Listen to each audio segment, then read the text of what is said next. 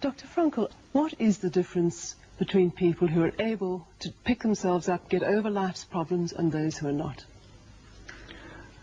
The decisive factor is decision, the freedom of choice, the freedom to come up with a decision. It should be, I would like to become this way or another, in spite of conditions that should only seem to fully determine my behavior. I wish to act freely as a responsible being, which is a human being. I wish to act in accord with heredity and environment, owing what I become to them, but also, if need be, in spite of the worst conditions. This is exactly what you could watch and witness under severe, extreme conditions of stress or of tragic conditions. Just think of people living for several years under the worst conditions of a prisoner of war camp.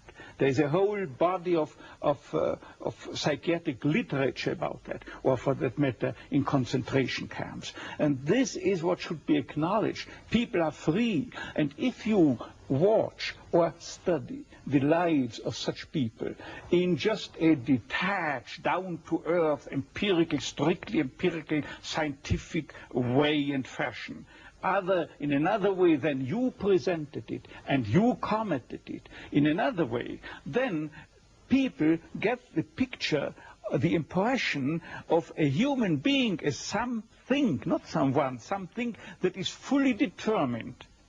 Whereas they don't recognize and acknowledge the freedom and the responsibility for themselves, the responsibility for making something or someone out of himself. So your basic philosophy is that life has meaning under all conditions, but how easy is it when there's a sense of hopelessness, a sense of despair, to recognize this meaning? Let me confront you with a somewhat strange definition of despair. As I'm used to proclaiming is that despair can be explained in terms of a mathematical equation. D, capital D, equals S minus M. What does it mean? Despair is suffering without meaning. As long as an individual cannot see any meaning in his or her despair, he or she will certainly be prone to, in its suffering, I wanted to say, no meaning in the suffering, he or she will certainly be prone to despair and, under certain conditions, to suicide. But at the moment they can see a meaning in their suffering, they can mold it into an achievement, they can mold their predicament into an accomplishment on the human level. They can turn their tragedies into a personal triumph. But they must know for what. What should I do with it? But if people, like so many segments of present-day society and population, cannot find any meaning whatsoever in their lives, cannot see anything meaningful, they more often than not have something to live by, or say at least enough to live by. They cannot see anything to live for. What is the answer to the question, why me? Why did this happen to me? The answer to such a question is nothing that a psychiatrist or any other type of a scientist can come up. But I would not share the opinion of, say, Jean-Paul Sartre, who said we have to accept and to shoulder courageously, heroically, the absolute meaninglessness of our lives.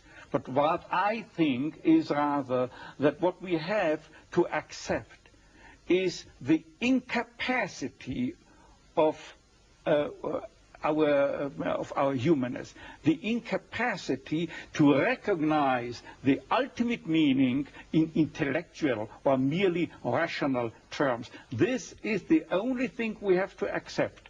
But still, we may believe in ultimate meaning, but to lead someone, say a patient, to eat the way for him to such a belief, to faith, is of course not the business or job to be carried out by a psychiatrist, but rather by a theologian.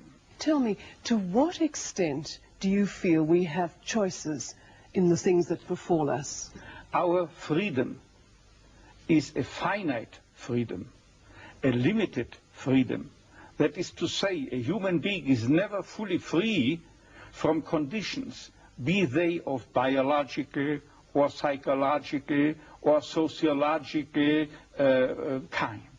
But the ultimate freedom is always and remains always reserved to ourselves. That is the freedom to take a stand to whatever conditions might confront us.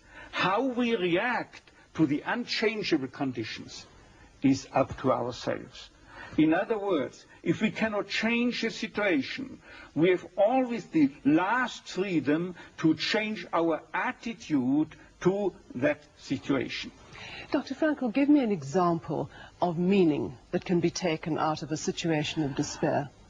I once received a letter from a young Texan student who told me his own story. At the age of 17 years, he had an accident when indulging to his diving sport. And from that time on, he was paralyzed from the neck down. And he wrote to me, "I broke my neck, but it did not break me. I am at present helpless, and this handicap will remain with myself apparently forever. But I have not given up my studies. I went, because of my own helplessness, to help other people. I want to become a psychologist, to help others. And I'm sure," he wrote to me, "that my suffering will add an essential contribution to my ability to understand others and to help other people." This man, three years later, was invited by me to deliver a lecture, to read a paper at the 3rd World Congress of Logotherapy taking place at the University of Regensburg in West Germany. He was brought in and with his wheelchair by a plane from Texas to West Germany and delivered a lecture under the title, "The Defiant Power of the Human Spirit." The last sentence read, "I know that this is true because that man was me."